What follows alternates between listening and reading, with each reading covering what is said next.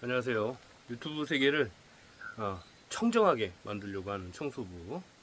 오늘도 할 얘기가 다 있죠. 네. 제가 이제 유튜버로서 유튜브를 보다 보면 음, 그런 게 있어요. 그 사이버 레카들의 특징들 중에 힘 있는 자를 안 건드려요. 힘 있는 자를. 그러니까 그 김세희 씨 같은 경우 강남 경찰서에 수두룩하니 고소장이 쌓여 있다고 하잖아요. 예, 고소장이 쌓여 있는데 사이버 레카들은 김세희를 건들지 않습니다. 이게 사람 새끼입니까? 한 그 사람도 어차피 사이버 레카인데 사이버 레카들은 이상하게 김세희 씨를 건들지 않습니다. 음. 그 사이버 레카들 이진호 씨는 사이버 레카라고 볼 수가 없어요. 이진호 씨는 사이버 레카가 아닙니다. 이진호 씨는 열심히 싸우고 있죠. 그런데 뭐 좀 이상한 애들 있잖아요. 그 목소리만 나오고 얼굴은 안 나오고 하는 애들 보면 연예인, 주로 연예인들 아니면 유명 유튜버 뭐 이런 사람들을 건들죠. 그런데 이제 긍정적으로 제가 바라보고 있는 유튜버 중에 하나는 악인전 운영하는 사람 있잖아요. 악인전. 그 악인전에 보면은 악인전에서 악인으로 낙인 찍힌 사람들. 근데 악인전에도 악인으로 낙인 찍지 않은 사람들이 있어요. 중립기어 받고 이렇게 이야기를 하는 경우도 있고, 어쩔 때는 칭찬을 살짝 하는 경우도 있고. 근데 악인전에 나온 사람들은 그 잘 보면은 이분이 그 내용을 많이 뭐지 콘텐츠를 많이 만들지 않아요. 왜냐면은 조사가 심도 있게 심도 있는 조사가 필요하기 때문에 다양한 이쪽 저쪽 이야기를 다 들어보기 때문에. 그래서 악인전 같은 경우는 악인전에 나온 사람들 같은 경우는 이게 악인전에서 악인으로 낙인 찍힌 사람들 같은 경우는 진짜 악인일 가능성이 98% 순도로 저는 바라보고 있거든요. 그런데 말입니다. 신기하게 악인전도 김세희는 건들지 않아요. 그런데 악인전에 나온 사람들은 악인일 가능성이 98%고 그 사람들은 유튜브를 접어야 되는 사람들이죠. 거의 대부분 다 접어야 돼요. 그런데 안 접어. 악인으로 이게 거좀 공식적으로 판명이 났는데도 안 접어요. 안 접고 그래도 막 한 10만에서 5만 사이에 그 전에는 물론 악인전에 나오기 전에는 훨씬 더 뭐 100만 보통 뭐 한 2, 30만 이러면은 보통 2, 30만 나오면은 뭐 한 2천만 원, 3천만 원 정도의 수익이 나올 거예요. 최소 2천만 원 이상 수익이 나올 겁니다. 그 중간중간에 100만짜리 하나 하고 쭉 하면 2, 3천만 원 수익이 나오죠.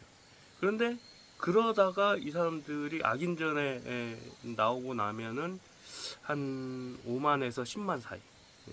그래도 1,000만 원 가까이 수익이 나올 겁니다. 1,000만 원 가까이라고 그랬어요. 정확한 아니에요. 그런데 계속해요. 악인전에 나왔어도. 참 신기하죠. 또 그걸 봐주는 사람들이 있어요. 그리고 아까 처음에 말씀드렸지만 사이버 레카들은 힘 있는 자를 건들지 않습니다.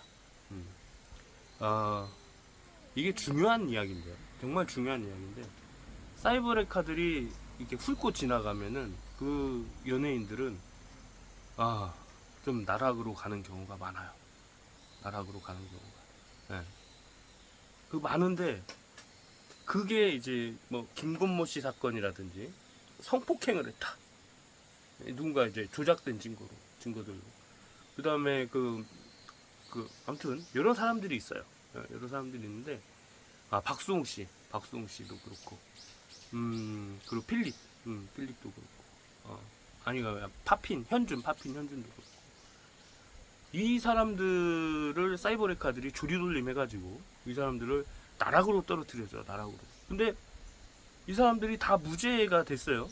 무죄가 되고 명예훼손 혐의로 고소를 하면 그 사람들이 유죄가 되고, 그러면 사실은 이 사람들은 잘못한 게 없단 말이에요.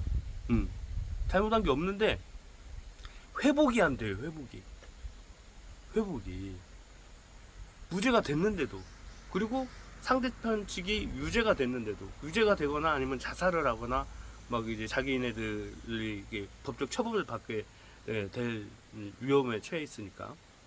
그리고 김건모 씨 사건 같은 경우는 김영호 씨가 자살로 끝났잖아요. 근데 회복이 안 되고 같이 함께 조리돌림하고 욕하고 했던 김세희 씨 같은 경우는 뭐 김영호가 했다. 김영호가 주도했다.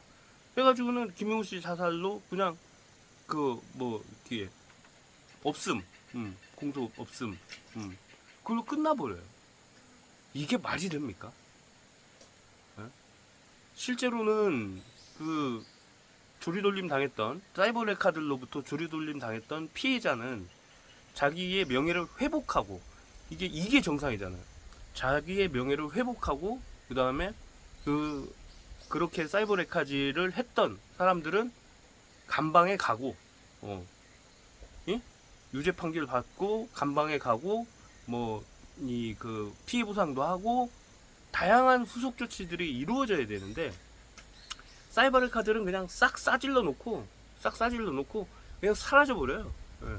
책임 안 지고 그게 정말 잘못된 것 같아요.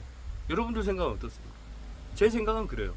사이버레카들이 죄를 저지르면 이 사람들 이게 진짜 죄라면 죄에 대한 명확한 판단을 법의 판단을 받고 죄값을 치르고 그리고 명예회복도 시켜주고 우리 이제 독자들의 의무죠. 이건 구독자들의 의무인데 이 사람들이 명예회복을 할 수 있도록 우리가 도와주고 그리고 이상하다 그랬을 가능성도 있지 라고 하는 의심의 눈초리가 아니야.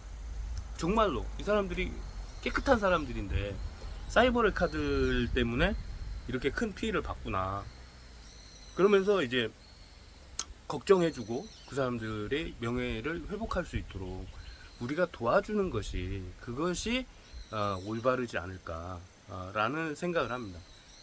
그러니까 사이버레카 중에서도 죄질이 가장 안 좋은 김세희 씨는 강남철 경찰서에서 좀 서둘러서 구속 조사를 해야 되지 않을까. 왜냐하면 너무 죄질이 너무 나쁘고 다양한 부분들에 얽히고 설켜 있기 때문에 정치자금법에서부터 명예훼손에서부터 뭐 다양한 것들이 너무 많잖아요.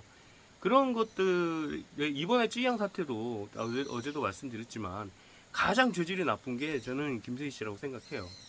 그러니까 이 사람은 꼭 구속을 해야 된다. 그리고 다양하게 잘못을 저지르고 있는 사이버레카들도 이번에 뻑가가 뻑이 갔잖아요. 지금 5일째인가 됐는데 아무 영상을 안 올리죠. 이게 돈벌이가 안 되니까 그래요. 돈벌이가 안 되니까. 예? 그런데 돈벌이뿐만이 아니라 저는 다음 수순이 반드시 필요하다고 생각해요. 다음 수순이 뭐냐? 이것을 수익 정지만 시킬 것이 아니라 신상을 캐가지고 그 신상을 캐서 죗값을 반드시 물어야 한다. 그리고 자살 못하게, 자살을 못하게 구속시켜놓고 거기에서 자살을 못하게. 왜냐면 죗값을 안 받. 저는 그 사형제도 반대하거든요. 그 죗값 우리가 세금을 내서라도 그들을 죽지 못하게 하고 죗값을 치를 수 있게 10년이건 20년이건 30년이건 우리 세금으로 먹여 살리면서 감방에서 이렇게 지내게 해야 된다. 저는 그렇게 생각해요. 어쨌든 이제 이야기를 정리하자면 사이버레카들은 힘 있는 자를 건들지 않는다. 사이버레카들은 힘 있는 자를 건들지 않고 연예인이나 유명 유튜버나 아니면 착한 사람들을 건드려요. 착한 사람들을 건드려 가지고 착한 사람들이 자살하게 만들거나 아니면은 시리와 절망에 빠지게 하거나 이런 사이버레카들. 그리고 댓글러들도 마찬가지입니다. 댓글러들도 힘 있는 자는 안 건드려요. 힘 있는 자는 악플러들도 힘 있는 자는 안 건드려요. 악플러들도 좀 착한 사람들, 좀 순해 보이는 사람들, 그리고 유명한 사람들, 그런 사람들은 건드려. 그런 사람들을 자살하게 만들거나 상처를 주고 회복되지 않는 어떤 그런 것들을 만드는데 마지막으로 다시 한번 부탁드리지만 그 사람이 악플러들 또는 사이버 레카들한테 조리돌림 당했을 때 결국은 그 사람의 무죄 판결이 나고 그러면 명예회복을 위해서 이 사이버 레카들은 명예회복을 위해서 노력 안 할 거예요. 우리가 해주자는 겁니다. 우리가 해줘야 한다. 저는 적극 주장합니다. 안녕.